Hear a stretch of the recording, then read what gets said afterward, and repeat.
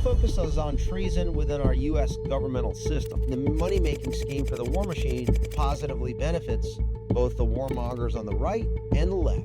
Number one, you castrate the deep state. And then number two, you crush the commies. All these names are on my deep state target list, Christian. It's very simple. How much does Elon know? He has and controls more evidence and information than any other private citizen on the planet. Our founding fathers here in this country brought about the idea that you and I have within ourselves the God-given right and the ability to determine our own destiny. The only way they can inherit the freedom we have known is if we fight for it, protect it, defend it, and then hand it to them with the well-taught lessons of how they in their lifetime must do the same. Freedom is never more than one generation away from extinction. Using the word deep state has just become a typical word that we've thrown around. Does anyone know who it is, what it is, where they are, or why they're doing what they're doing? Many people don't and just throw around the word lightly. But the man joining us here today has all the receipts, and he wants to share them with us. So let's expose the deep state. So Ivan Raiklin, thanks for joining us today.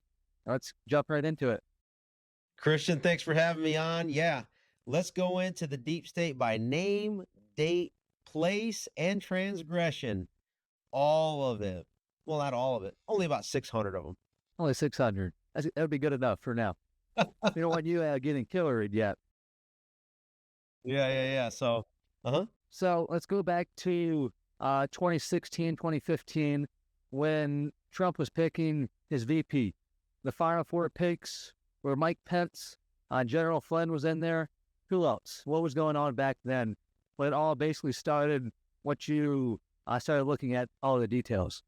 Yeah, absolutely. So in 2016, right around July, when it was basically being finalized on who was going to be vetted for the vice presidency for Trump's first term, Corey Lewandowski was basically heading up that vetting process. And then the four candidates were Chris Christie, right? The chubby guy from New Jersey, the governor. Number two, it was the former congressman from Georgia, former Speaker of the House, Newt Gingrich. Also, a very in tune, establishment Republican. And then the third one was the Republican Governors Association chairman, Governor of Indiana, Mikey Pence. And then the last one was General Flynn. Now, I always argue that the conversations for VP pick is really a fight between significant influential interests from the campaign as well as the political party upon which that candidate is running from, as well as any senior government officials that are in place within that party. So in the case of 2016 Republican nominee, you got to remember that President Trump was really an outside candidate, and he was only securing approximately 30 to 35% of the vote to make his way towards the nomination, because you remember there were over a dozen other candidates out there, and so all the other candidates come in the collective represented about 2/3 of the Republican voter base. So going into the convention, it was really only a 1/3 support base for Donald Trump, unlike this time where we saw a near unanimous, right? 99 percentile sort of support for President Trump. So back then, those that represented the interests of the other 2/3 had an outsized or 2/3 kind of leverage, right, in the conversation on who potentially would be the vice president. So then who would be those individuals related to those interests? I argue it'd be the chair of the Republican Party, Reince Priebus, right? Also, the Speaker of the House at the time was Republican, Paul Ryan, who's best friends with Reince Priebus, right? They're both from the 1st Congressional District, Racine, Wisconsin. Okay. Number three, the Republican chair, the chair of the Republican Governors Association, right? Who is also one of those being vetted. And then lastly, Senator Mitch McConnell as the Senate Majority Leader, right? So when you look at all those individuals that I just mentioned, the conversation was probably something along these lines. Hey, Donald Trump, you either pick Mike Pence or we guarantee Hillary Clinton wins. What say you? And so when you're in that position, you pretty much have to pick the person that they offer you, right? So that you can get the buy-in from the political machine, the political party with the establishment funding and money, back it so that you increase your chances to become the actual president-elect. And so that's what took place. But it didn't stop there. So while that may have been raw political leverage, what really happened when they crossed the line was the goal was to remove General Flynn from the equation as phase one as VP, and then phase two really kicked off immediately the day, I argued, the day after Trump was forced to pick Mike Pence as his VP, is when the entire political machine, both left and right, Republican and Democrat, sprung into action to go after the removal of General Flynn so that he would not be in a position to expose those that had been in the system conducting corrupt activity. Now, who are those people? Well, you got to remember, from the Republican perspective, General Flynn was twice appointed by Barry Hussein as Assistant Director of National Intelligence for Partner Engagements and then the Director of the Defense Intelligence Agency. So from their perspective, if they weren't complicit in criminal treasonous activity, that we might talk about later, even if they were clean, they're still under the perception that, oh, this is a Barry Hussein dude in the orbit of Donald Trump. And while we see Donald Trump as not Republican, we can't have somebody at higher level position within the Trump presidency, such as General Flynn. That would be the more kind of benign political reason why they would want to push him out. But the more nefarious reason is when you start to lump in, wait, General Flynn spent a third of a century in the national security ecosystem. And when he was director, he was indicating, or he was actually trying to audit the budget to expose any shenanigans and fraud, waste, and abuse, which was problematic to those involved in the war machine. Who's involved in the war machine? The Bush-Cheney syndicate. Who's loyal to the Bush-Cheney syndicate and protecting that syndicate? Well, the Mike Pences of the world. Wait, so are you telling me, Ivan, that Mike Pence was also foisted on Donald Trump to protect the interests of Bush and Cheney syndicate? Why, yes, that is exactly what I'm saying. Okay? So who would be in the position to expose the fraud, waste, and abuse going back to all the presidential findings, meaning the authorizations for covert actions, particularly if General Flynn becomes the National Security Advisor, which he did? Well, that's problematic because as National Security Advisor, you are above the DNI in many respects, the Director of National Intelligence, above the Secretary of Defense, above the Secretary of State, and you don't need to be confirmed by the Senate. Okay? It's only the president that decides whether you're the National Security Advisor. So your portfolio covers the entire gamut of foreign and domestic national security, law enforcement issues, intelligence, etc., and foreign policy, like I said. So if you're clean like General Flynn and you can't take him out for some sort of, criminal or whatever, then you have to concoct it and remove them politically. And so when they're fully clean, it becomes complicated. So then you start to deploy 39 individuals within the government on the executive branch side for Barry Hussein and failed Vice President Biden to go ahead and unmask and illegally spy on General Flynn and consume all of his communications to see if you can come up with a theory to target him politically to remove him as the National Security Advisor. Because the war machine and the money-making scheme for the war machine positively benefits both the warmongers on the right and the left, right? And so what do? The first phase we talked about was not having him as VP. The second phase was making sure that he was spied on by 39 individuals. Jamie Raskin's wife, Sarah Raskin, was one of those 39, along with Joe Biden, right? So when you pull the thread, I'm gonna pause here and say it this way. When you pull the thread from what happened to General Flynn, and you identify who was involved in his takeout from the Republican and the Democrat side, and then you look at the staff, and then you look at the actions that occurred in order to cover up the illegal spying operation on Trump through the Crossfire Hurricane team, I started to create categories of individuals, the 39 that unmasked him, the 51 spies who lied from mostly the CIA, the Mueller investigative team, the Crossfire Hurricane team, the Impeachment 1 hoax team, the Impeachment hoax 2 team. So as you go through the deep state target list, it's literally a timeline of the last 10 years by category, the names of the individuals in each category of initial treasonous activity with subsequent escalatory cover-up after cover-up activity, up to and including the assassination, the failed assassination of Donald Trump.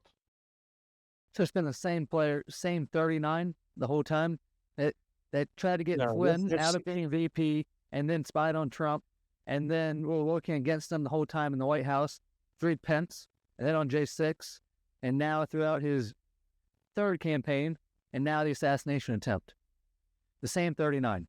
39 and beyond. So remember, you got 39 that unmasked him. Samantha Powers is in there, right? Biden's in there. Yeah, I get it. All those players are in there doing it. But there's a broader grouping, about 600. So the initial trope that was used as, 350. There's more than 350 because I investigate every day, right? And I add names as we find treasonous activity, staff, etc. And so, again, 51. Remember the 51 spies who lied, Christian? Yeah, so those are mostly CIA senior level officials. John Brennan, another guy, David Buckley. David Buckley later becomes the January 6th Fedsurrection cover-up staff director for Liz Cheney and Benny Thompson, basically acting at the behest of Mike Pence and Nancy Pelosi, that committee, in order to protect themselves with the cover-up. You got to remember, like, another category of individuals are the ones that were on the Crossfire Hurricane team. Did you know that you heard of the name Peter Strzok? Yeah, so the director of the FBI, Jim Comey, the deputy director of the FBI at the time, Andy McCabe, had a meeting. Another person that was at the meeting was the assistant director of counterintelligence of the FBI, Bill Priestap. And in his notes, Bill Priestap's notes, he says, "Are we to go after General Flynn to get him fired or to get him to lie?" Well, they decided that once they weren't able to find anything on General Flynn, then on January 4th, so after they did the illegal FISA warrant, when Kevin Kleinsmith, Brian Auten, and the rest of the leadership of the FBI launched an illegal FISA warrant on Carter Page to spy on the Trump campaign, then on January 4th, the FBI, I think Joe Pientka had a role in this, where they couldn't find anything and they were going to close the case on General Flynn. The very next day, on January 5th, there was a big Oval Office meeting, and it's in that movie, Flynn Deliver the Truth, Whatever the Cost, and it's on that wall that I briefed when I was on tour with General Flynn. The senior leadership of the White House, National Security Team, FBI, etc., met on January 5th to come up with the next legal theory to go after General Flynn, which was what? The Logan Act violations, right? And so then they deployed 2 agents, Pientka and Peter Strzok, to go ahead and get General Flynn to lie or to get him fired. Well, it's very odd that Peter Strzok's senior Russia analyst was a gal by the name of Catherine Seaman, who happens to be married to Joshua Pitcock, to coincidentally be the chief of staff for Mike Pence. So Mike Pence's chief of staff, Josh Pitcock, married to Catherine Seaman, was working for Pete Strzok and was involved in the 25th Amendment attempted removals, along with Rod Rosenstein, a Republican close to the Bush-Cheney syndicate, to then go ahead and try to remove Trump and then usher in Pence. So Pence's involvement starts when he's the nominee as VP and has continued to this very day. So as you know these detailed nuances, there's a reason why he did what he did on January 6th.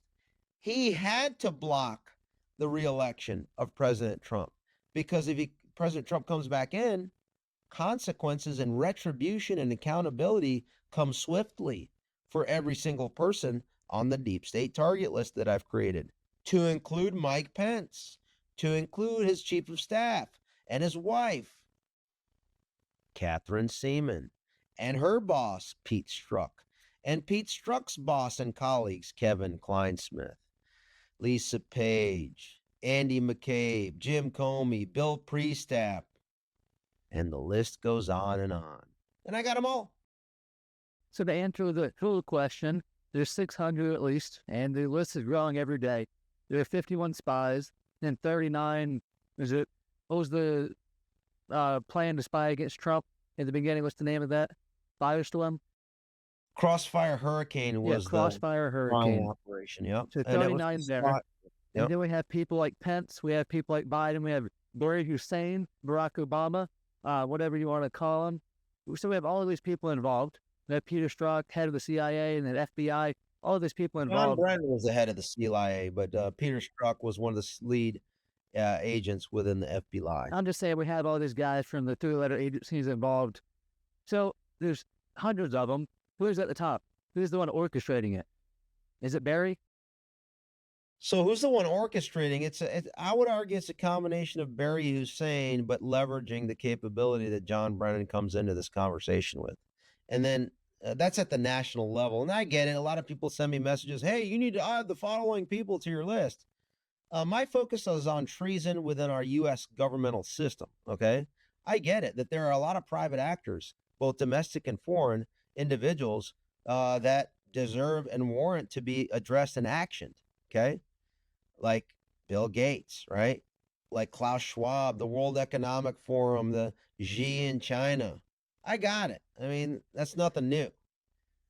But the whole purpose of what I'm doing is, in order to get to them, you first have to phase it out. Number one, you castrate the deep state. And then number two, you crush the commies, right? Meaning domestically, and then we broaden it out to the global level. You can't just go after all of them at once. Now, like, I guess you can, but my focus is doing it in a very methodical way. First, you expose them. Then you motivate Elon Musk to realize that, oh, he's sitting on the biggest criminal trove of evidence that any human has because of his purchase of Twitter. You motivate Elon Musk to move and mitigate his political risk by getting him to move Twitter headquarters from California to Texas. Now that he's in Texas, the Attorney General in Texas has jurisdiction to subpoena the records of Twitter for those that are on my deep state target list, starting with Jim Baker, the former general counsel at the FBI that authorized Crossfire Hurricane, later becomes the number 2 lawyer at Twitter. And that's why he's the most important figure to expose, as I explained to Matt Taibbi in a 5-hour meeting a week and a half ago, or almost 2 weeks ago. Okay? As we develop that and explain that, then we motivate the Trump camp, Elon, Ken Paxton camp, to come up with a strategy and path to conduct what's known as the mother of all Twitter files release. Well, we're pretty much on path for that. On Monday, President Trump is doing an interview with Elon Musk on Twitter via Twitter Space, if you didn't know about that. So it'd be nice to see certain things and sounds mentioned during that interview, such as, hey, Elon, you're sitting on a big trove of criminal evidence because one of the guys that was targeting me via the Crossfire Hurricane and illegally doing all this stuff was the number 2 lawyer at Twitter 1.0, Jim Baker. I wonder what his communications will reveal. Elon, you think you're willing to publish that as a Twitter files release now that you're endorsing me? And now that you've endorsed me, the people that are trying to assassinate me and remove me are the same people that are trying to take your business down and assassinate you. Why don't we join forces and release the mother of all Twitter files? And how about we just do it on September 3rd? Because that's going to be the ideal date for you to make the most amount of money and people paying attention to X, because that's when everybody comes back from vacation. That's when the Congress starts to return from recess the following week. And how about we use that week just before early voting starts in certain states? So September 3rd release, September 4th, the debate where we can talk about the release, and September 5th, early voting starts in some jurisdictions. That would be the ideal date. So those are the certain sounds that I would hope to hear on Monday as President Trump communicates in an interview with Elon Musk. And the way we guarantee or get to close near guaranteeing that those sounds and discussions take place is for me to explain on as many podcasts as possible over the course of the next 4 weeks what needs to take place. Mother of all Twitter files release, motivate whistleblowers to come out, such as Joe Pientka III. By the way, August is Joe Pientka III Awareness Month, according to me. So that he can jump in and say, you know what, in order to save my skin, I'm going to go ahead and share the direct evidence that I've had from his perspective of Jim Comey's treason, Andy McCabe, Lisa Page, Peter Strzok, Bill Priestap, Kevin Kleinsmith, Catherine Seaman, right? And the list goes on. Oh, and by the way, since he's in the San Francisco field office of the FBI, Joe Pientka now, he could share about his observations of Jim Baker's treason and Brian Auten and Elvis Chan and the entire censorship industrial complex regime that covered for COVIDCon, covered for Fauci, and covered for Fauci's boss on the COVID task force, Mike Pence. All these names are on my deep state target list, Christian. It's very simple. So we have all these names. I made it simple for Elon Musk. I've made it simple for Ken Paxton. I've made it simple for President Trump. When people say like, oh, when these legacy media people come up to me and try to find out what's going on, oh, you're going to be a Trump Secretary of Retribution? I am already the Secretary of Retribution by action, not by title. Like, I don't want leadership, not by title. It's leadership by action. I am putting together a strategy and plan, communicating with the appropriate individuals that can then implement it. And then it's up to America through this conversation that we're having on this show and the dozens of other shows that I do to motivate Ken Paxton to do the right thing, to motivate Elon Musk to do the right thing. Just like I attempted to do when I explained to America and President Trump in December of 2020, Operation Pence Card, where President Trump retweeted, but Mike Pence failed to perform his constitutional duty. And what occurred? Well, he didn't listen. And thus, his political future is now completely castrated. So you don't listen to me, you face the consequences of Mike Pence, is what I mean. I know that may not sound too humble, but I have a proven track record over the last 4 or 5 years to be pretty accurate on everything that I've presented. So what's the deep state so scared of covering up? If they're just after Trump now, what are they so scared of covering up that Trump can't get in there to expose? What treason have they committed that they want to cover up? This is people of all sides. Yeah, so it goes back to exposing, let me explain what a presidential finding is. If you look it up, presidential finding is when a president signs a document that authorizes the U.S. government, primarily the CIA, to conduct a covert action, okay? And then part of that are black budget resources that support that covert action. And so when somebody like a General Flynn comes in as a national security advisor to then audit that and see the who's who that performed that and what money was expended to determine if its efficacy and whether or not it's legit or not, that wasn't part of the covert action and is clean and sees and observes, oh, this is not good. That becomes a risk to that particular entire operation, and by extension, the military industrial complex, and by extension, the CIA as an organization, the FBI as an organization, and the entire national security state. Wait, who was the CIA director before they became the VP? Back in Ronald Reagan's period, it was George H.W. Bush. Who was the Secretary of Defense and later became the Vice President for George W. Bush? Dick Cheney. Now you know why Lizzie Cheney the way she is. So to answer your question more kind of directly, what are they trying to cover up? They're trying to cover up their entire fraudulent fraud, waste, and abuse scheme where they made money hand over fist illegally through lie, cheating, and stealing. And then those people that spied on Trump have leveraged different things to cover up that illegal spying so that they're not held to account. The Mueller investigative team was created to cover up the illegal Crossfire hurricane op.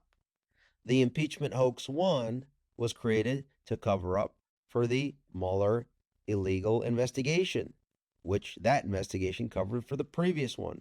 The impeachment hoax 2 was to cover up for the COVID con, the Wuhan lab incident funded by Fauci, and then the subsequent illegal election that was conducted in 2020. And the reason why it was an illegal election, it was to cover up the previous 3 cover-ups by blocking the only force that would come in to hold them to account. It's escalatory cover-up after cover-up after cover-up. The January 6th Fedsurrection had to take place because I explained to McCarthy and Mike Pence's chief of staff how they can secure a re-election legally by voting on the objections by state delegation under the 12th Amendment. When Nancy Pelosi caught wind of that, usher in the Fedsurrection. Why was impeachment 2 in place? It was for Jamie Raskin to be the impeachment hoax 2 lead manager, impeachment manager, to cover up the illegal election, to cover up the Fedsurrection, to promote an insurrection, and then block Trump from returning into office to hold all of them to account for the previous 5 or 6 hoaxes that I just laid out. The raid on Mar-a-Lago was in order to steal the documents that Trump declassified that was about the Crossfire hurricane op and who was involved in it. That was why they raided him, because he was going to use it in the lawsuit against the DOJ. He was going to use it against those that actually stole it from him. This is total gangland activity. And thankfully, Elon Musk is now ready to go on offense. And he's playing ball. So now they're in a dilemma. It's a game of chicken. So we'll see how it plays out. But when I'm in a game of chicken and I'm all in like I am now, there's 2 options. I either win or you lose. So we'll see how it plays out. So it basically just sounds like you're describing a Jason Bourne movie that's happening in real life. Now, we haven't made the movie yet. Then Jason Bourne, he was a part of the covert operations overseas, and the FBI, the CIA wanted to destroy all the documents. He was the only person standing in the way, and they tried to kill him. But now it's the only person standing in the way of them covering up all of their track is Trump. So why is Trump the only person who's willing to expose the deep state? Well, Why are they so scared them to be back in there? Don't take this the wrong way, anybody, because everybody gets delicate when I'm critical of. I'm a critical eye, right? Right now, President Trump is not the most influential, powerful figure to expose this. Elon Musk is, okay, because he's sitting on the evidence, and he's the figure that has the authority to release it on his own without anybody else's approval. Okay. So Elon Musk has the maximal leverage in the entire political conversation in America right now, hands down. Okay. He can't run for president because he's not a natural born U.S. citizen. Okay. So from that aspect, we have to have somebody to take the reins of the lawless and belligerent executive branch. That individual that has the most leverage to do so is obviously President Trump. So the second person that has the most outsized influence to create consequences against these folks, so number 1, Elon. Number 2 is Ken Paxton. Here's why. Ken Paxton just completed destroying the Bush-Cheney syndicate that tried to impeach him, okay? He just neutered them. So now it's time to go on offense, okay? Which he wants to do, as evidenced by his interview that he had with Tucker Carlson some time ago. And we've seen that through his filings, going after Big Pharma, going after Facebook. Facebook just settled to the tune of over $1 billion with Texas right? Now he can go on to the next level. So when Elon's company moves to Texas, the Attorney General Ken Paxton in Texas has the authority now to fully subpoena, based on the procedures and rules and regulations, which now he has massive evidence to do. He will have the jurisdiction once that happens to pull that information. Before he didn't, because Twitter was in California. See how this is all coming together? So when those two people are like, it's time to roll, it would be nice for President Trump to remind Elon and motivate him on Monday during the interview to say, wow, it sure would be nice if you made sure that everybody had their First Amendment back now that you're moving to Texas. I wonder if Ken Paxton is going to help you with that process. And by September 3rd would be ideal. Okay? So 1, 2, 3 punch is Elon, Ken Paxton, and President Trump.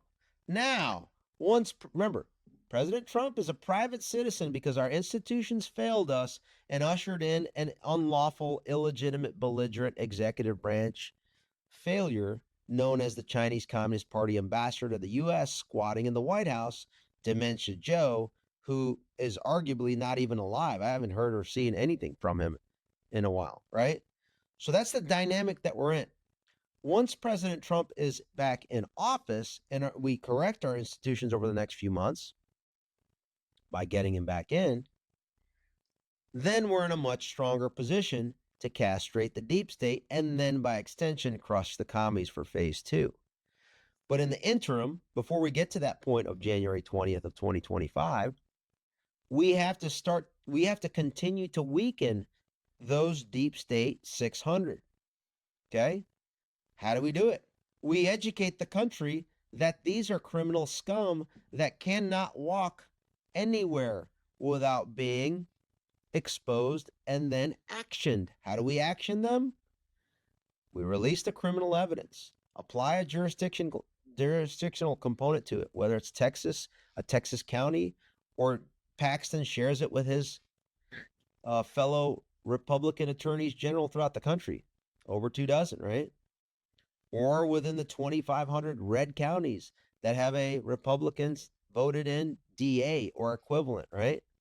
So that then we as Americans, as we listen to this podcast and others that we talk about this, where we say, hey, why don't you go ahead and conduct the precedent set by Fulton Fanny or by Alvin Fat Albert in Manhattan? So those DAs can start to action the deep state target list. And then how they action it through law enforcement is that they go ahead and remind the sheriff in that red county, hey, remember what U.S. Capitol Police Officer Michael Byrd did to Ashley Babbitt? They called that objectively reasonable. Let's use that precedent to conduct objectively reasonable activity. And another objectively reasonable action that was done by a law enforcement official known as Metropolitan Police Department Officer Lila Morris, when she actioned Roseanne Boyland. If you don't know what that was all about, that's when Lila Morris, in an objectively reasonable manner, took her stick and beat to death Roseanne Boyland. That was considered objectively reasonable. I'd like to see objectively reasonable actions done by 2,500 Republican sheriffs and 2,500 Republican DAs throughout the country and over 24 attorneys general to conduct and continue this sort of precedent that they set. Because what did Peekaboo James, the attorney general from New York, do? Ken Paxton should do the same thing and beyond. They set the precedent. Now they get a taste of their own medicine times a trillion. You like that? I do. And I know you mentioned on the Hodge Twins podcast that Flynn knows even more than you. How much does Elon know? How much does Paxton know? How much does Trump actually know? Best question ever, man. Christian, I love this. How much? All right. I probably know maybe 1/100th of what General Flynn knows about this entire thing. So if you think I know a lot, not even close. General Flynn, he's more subdued, more calm, cool, like deliberate in his communication style. Don't misjudge that for him not knowing. I've had numerous private conversations with him. He knows way more than I do. Okay. Number two, how much does Elon know? I don't know how much he knows, but he has and controls more evidence and information related to every single person in the deep state than any other human, any other private citizen on the planet. Easily. Because let's think about it. How many members of Congress have a Twitter account? How many government officials have a Twitter account? How many contractors, officials, military servicemen, leadership, both political parties themselves? When you think of how many Twitter accounts there are, and you think, how much communication took place on the platform X and continues to be? In the collective, Elon Musk has it all. Now, how much he's looked at? Obviously, not obviously, but almost certainly he read through all the Twitter files. And then as more discussion on X is being had related to this, the mother of all Twitter files, which, I mean, when I kicked this thing off in May 15th of this year, when National Poison Radio reporter Zoe Chase came up to me, that video got 10 million views just on my X account. I would venture to say that Elon Musk probably watched that because it was one of the most consumed videos during that period of time. He may want to take a look and see what that's about, right? I'm not saying he did, but the likelihood is very high, okay? And so, to answer your question on Ken Paxton understands the system because he was the one that filed the lawsuit, Texas versus Georgia, Wisconsin, Pennsylvania, and Michigan, that had it been taken by John Roberts of the Supreme Court, there would have been no option other than to rule in favor of Trump. And the reason why they didn't take that case, John Roberts, that is because John Roberts represents the interests of the Bush-Cheney syndicate. His safest path was to not take the case and say, due to standing. The problem with that is there's original jurisdiction standing in Article 3 of the U.S. Constitution for specific things. One of those is when a state sues another state. Well, guess what? Texas was suing 4 other states. And for John Roberts to say, no, there's no standing, he's a complete fraud. The reason why he did that is in order to protect the interests and the exposure of the corruption of the Bush-Cheney syndicate. So this spans both political parties at the highest levels, in all 3 institutions of our federal government, and in some instances at the state levels. And so like Brad Raffensperger, Brian Kemp are on the deep state target list. Chris Sununu of New Hampshire is on the deep state target list as well, because his daddy, John Sununu, was the chief of staff for George H.W. Bush. Okay? All of this is incestuous generational corruption. I just happen to be the individual that is able to nicely put it together because, well, I used to teach intelligence analysis at the highest levels. And when they did something that crossed my red line, which was go after the most respected general of our generation, lifetime, that's a problem. You weaponize me against you. And when you start to investigate me without predicate, and I know who's investigating me because I know people in the system for 25 years, I've been in it, you now supercharge, motivate me, and weaponize me against you. And then I use all of my skills in order to come back after these scum. What was that movie, Taken? I have a certain set of skills. I am coming for you. And it's not going to look beautiful for those that I'm coming for. How much does Trump know? That was the fourth person. Good question. That is a good question. I'll say it this way. I'll start out with the positives. He has learned a significant deal since he came in the first time, right? But here's what was going on. Since 2016 to 2020, we're 8 years in, right? Who has been around him controlling the information that he gets? Mike Pence was that uniparty handler for 4 years, right? Who limited massively a lot of this information. Mike Pence was the one behind the removal of General Flynn, where they couldn't communicate with each other. And so that subject matter expertise on this particular subject and information was not there to advise President Trump. So he was blinded. So not only was he blinded, he was fed information that they wanted him to have. Now, has that changed since he was ruthlessly ejected from office with the stolen election? Well, who has been surrounding President Trump in the campaign and advising him at the highest levels? Arguably, Kevin McCarthy has a big influence over the very senior people in the Trump campaign right now. So is it possible that Kevin McCarthy is also being kind of the shadow Mike Pence 2.0 so that President Trump does not receive certain information and is fed certain information? I would say that's very likely. That's what I've been presuming, is that Kevin McCarthy is what limiting Trump currently. So the first administration was to expose it. The second was to actually do something about it. So what would it look like? What would the Democratic Party look like afterwards? What would the RNC look like afterwards? And how would they actually execute castrating the deep state, as you would put it?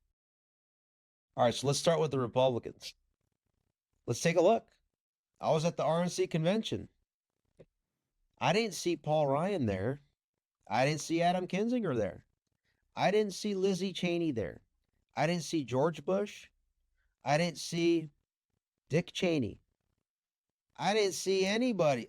Did I see Jeb Bush there? No, I didn't see him either, huh? So, we're making massive progress. Some of these states like Nebraska, Oklahoma, I mean, you have a lot of these states, you have a pretty clean, Iowa, pretty good, right? It was nearly unanimous.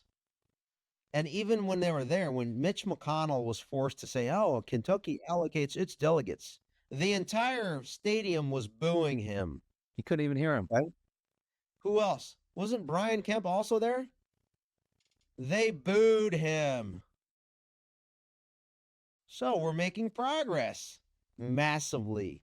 Amidst all the censorship, people in the Republican, especially the delegates and beyond, they get it. Why? I've been working every day to try to motivate folks to be delegates, communicate with delegates, to create maximum amount of content with evidence and receipts to explain what's going on, because they're not going to get it from the censorship industrial complex, because the very people we're trying to take down are the ones that are controlling the narrative. Well, they're not controlling it anymore. We got Truth, we got Getter, we got Rumble, we got Substack, we have Telegram, we have Gab, Clout Hub, Locals. And now we have X that just surpassed Facebook and Instagarbage as the number 3 most, consumed website, right? And pretty soon we keep at it, it'll surpass CommiSearch and CommiTube, right? That's the next goal. So as far as the Democrats, how they're going to look, I explained it, right? Democrat, Republican, you're on my list. Well, maybe we need to conduct precedent that was done by Fulton Fanny Alvin Bragg, Letitia James by respective AGs and district attorneys throughout the country. And then law enforcement officials should consider conducting objectively reasonable precedent set by Michael Byrd and Lila Morris. Another thing that they can do is conduct a precedent already set on Roger Stone, which was a live stream swatting raid and kidnapping, right? What about Peter Navarro? Was he the target of a kidnapping and an armed robbery by the FBI? He was. That's precedent that we can use. What other precedent? Wait, speaking of, we have some Congress members on my deep state target list. Jamie Raskin, to name one. Why don't we conduct exactly the same thing that was done to Scott Perry, where the FBI conducted an armed robbery of his cell phone? What do you think, Jamie? How about we detain and seize all of your digital devices? And while we're at it, since we're going to be in the same house, why don't we do the same thing for your wife, Sarah Raskin, one of the 39 that unmasked illegally General Flynn?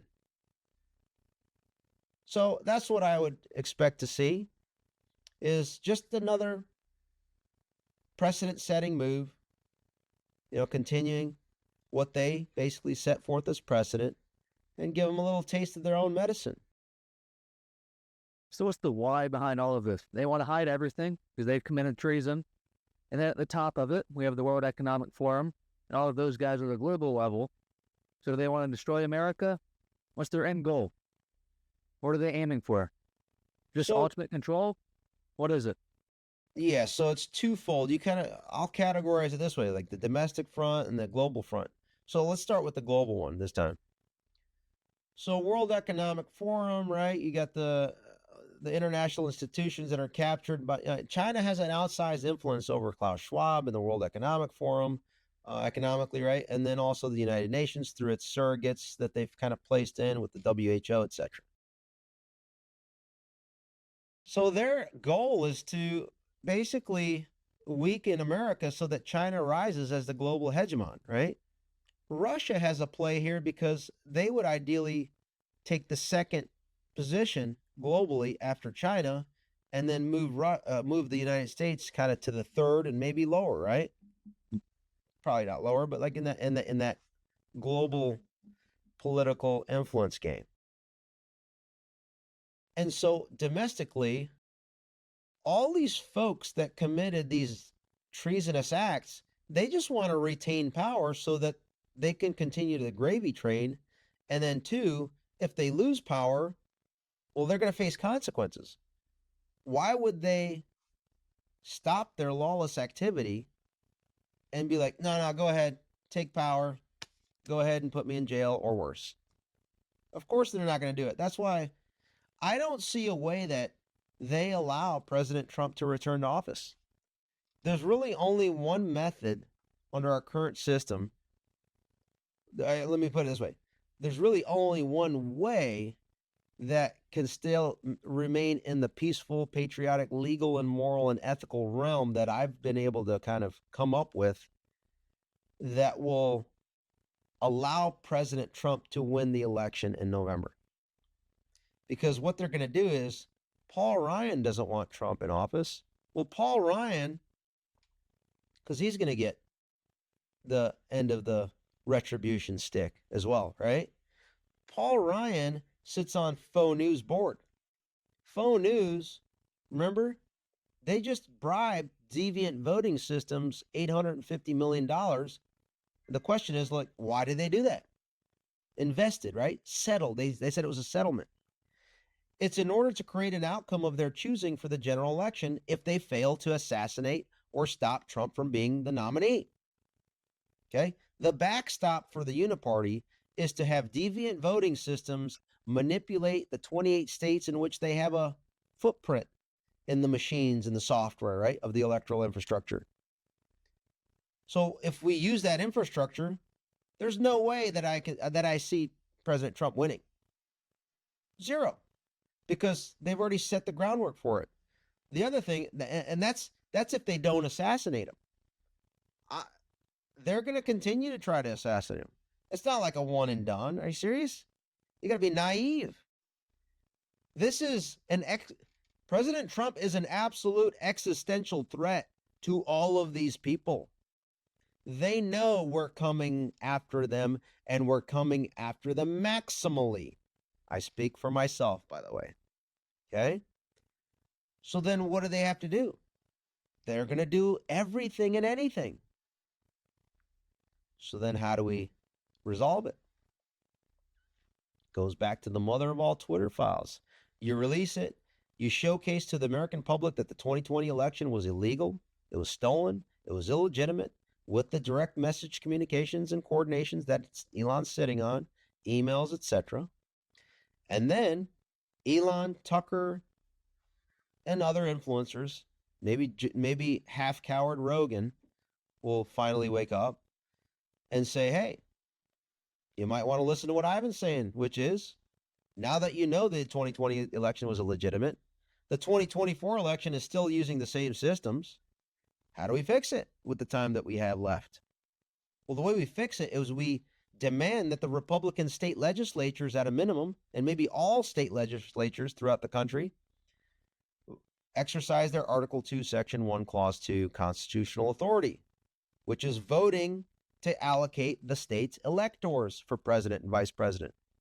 So, what state are you in again, Christian? Delaware. So, imagine in Delaware, how many state reps do you have? 41 state reps. And how many state senators? 21. Okay. Imagine you have 62 politicians convening in Dover, right, at the Capitol on November 5th, and they stand up and vote, and it's live streamed. Okay?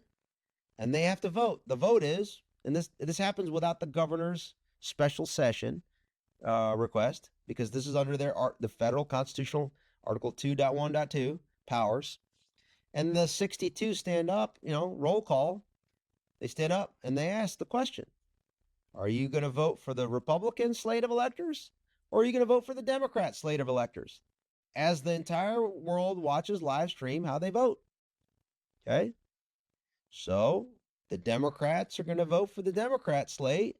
The Republicans are going to vote for the Republican slate, right? Does that make sense? And so if you do that across 50 states, Republican legislatures control 274 electoral votes, the majority. Now, let's hypothetically say a Republican votes for the Democrat electors for that state. What do you think happens to that Republican? Be an outcast. Be creative. Use your creative thinking skills here. What is the minimum and what is the maximum that will occur to that Republican that the whole world just watched live on video vote for the Democrat slate of electors? He'd be outcast of the Republican Party as a whole. Everyone would see him make the wrong choice on national TV live. His career is over.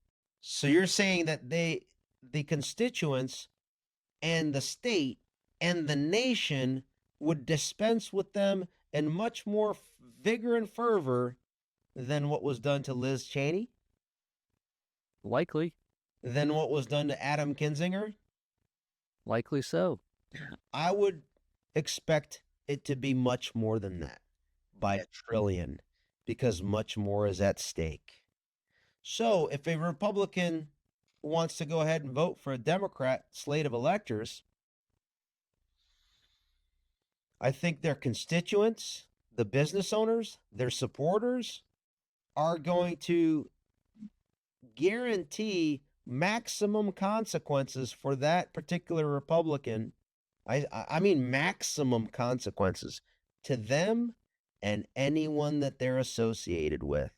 And so that's why it'll be the transparency is a forcing mechanism to ensure that the Republicans vote for the Republican nominee. And that guarantees 274 electoral votes to the Republican nominee. And that method of voting avoids illegals voting.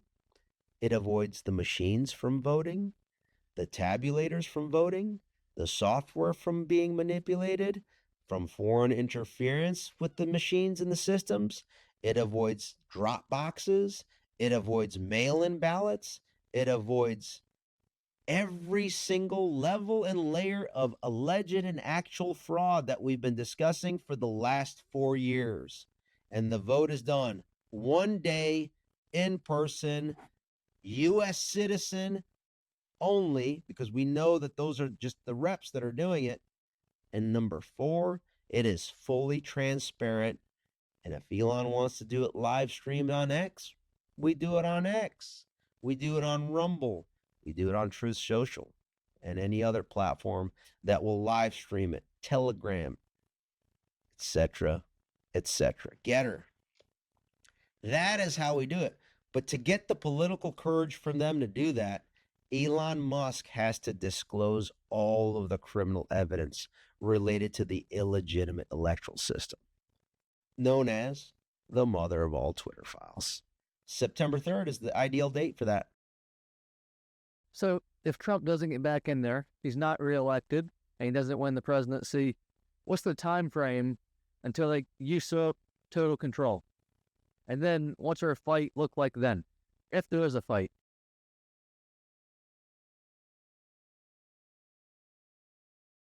Well, Jamie Raskin, I believe yesterday or the day before, said even if Trump basically wins on January 6th, he is going to create civil war conditions and exercise the 14th Amendment, Section 3, labeling Trump an insurrectionist so that he can't be seated as president on January 20th. Jamie Raskin, what's the poker term where somebody does a bet and then the other person matches it? What's the term that's used?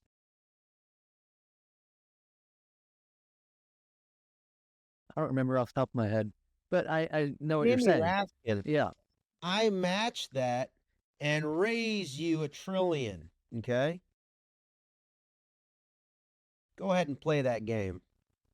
See what happens. The acronym that I think of is FAFO.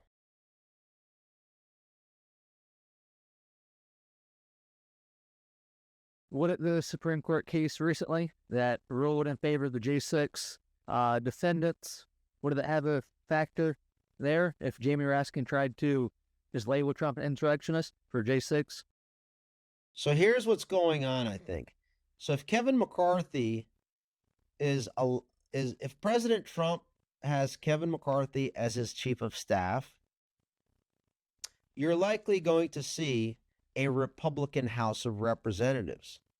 And then Kevin McCarthy is going to be the Mike Pence 2.0 for President Trump, okay, in a second term, managing him on behalf of the deep state, okay, of the uniparty, of the cabal. If Kevin McCarthy, this is the leverage Kevin McCarthy has because he's got the Congressional Leadership Fund. He still has PAC money and influence, right? He has a lot of influence with a majority of the Republican party within Congress, okay, the Republicans. So if Trump does not pick him as chief of staff, then I expect Kevin McCarthy to make sure that the Democrats win the House in November, okay? And so if that happens, then Jamie Raskin will be able to conduct that vote, especially if the Senate is also a Democrat, right? So if that happens, let's focus on the close fight right now, because I don't want to get into, you're asking questions because I've already thought through all these things, and I don't want to get too down the rabbit hole on things that we need to first address the first things so that we're in the strongest position to be able to address those hypotheticals and contingencies moving forward. I agree. So Kevin McCarthy's big problem right now, getting But I Trump do to have do a this. plan and a play for that. Yeah. Absolutely. But when we get there, but I've got one final question for you. Don't want to hold you up too long. trying to end every interview on this question. If you could tell America, or my generation, Gen Z, one thing not to give up, what would it be? Don't give up your ability to speak your mind. First Amendment. That's really, I mean, that's the most important thing, because once you stop communicating what you're observing and what you're thinking, then you're basically, you just gave up. You just quit on every other right that you have. Every other right that you have. It's the linchpin of liberty. You can't have any other right without freedom of speech. And that's what 1984 is all about. Control the speech, you control the mind, then you control each individual identity of the humans, of the citizens. And that's the plan. So Ivan, where can we follow you on social media, on X? Where are you at? I'm on X, Ivan Raiklin, Raiklin. You can go to Raiklin.com. If you want to interview me, send me an email at info@Raiklin.com for your show. Or if you don't have a show and you're wanting to do your first show, invite me. I don't care how small or big you are. I'm trying to activate, motivate, and get people to really get involved in creating that First Amendment, right? And the way you do that is we do this, document it, record it, and push it out on all our channels. Because at the end of the day, everybody has at least one person that they know. And so that means that's one other person that we can touch. Well, you're definitely right. Ivan, thanks for joining us today. I think there's a lot to unpack there that we've got to unpack the next few weeks. Thanks for joining us, Ivan. 4 weeks left. Here we go. Thanks, Christian. Take care. Thank you.